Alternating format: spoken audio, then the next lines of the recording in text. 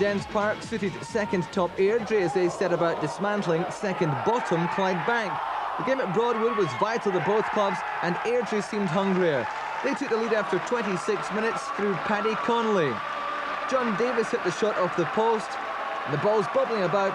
Connolly gets it in at the second attempt.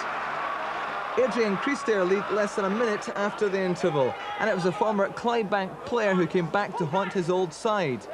John Davis takes the pass from Brian McPhee and lashes it past Ian McFarlane. 2-0 to Airdrie.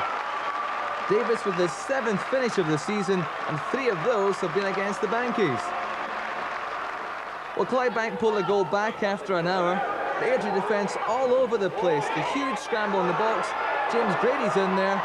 But in the end, it's finished off by Scott Miller. 2-1 now. That gave the visitors and then coach Brian Wright a glimmer of hope, but it wasn't to last for long. Just 2 minutes later, it was Airdrie 3, Clydebank 1. Sandy Stewart got the goal.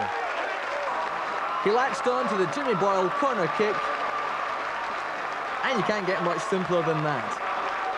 The Diamonds tied up the 4-1 win after Paul Lovering was adjudged to have fouled Brian McPhee.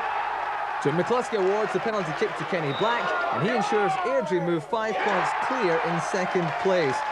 Bad news though for Clydebank. They look certain to be relegated, all too much for the manager who resigned after the game.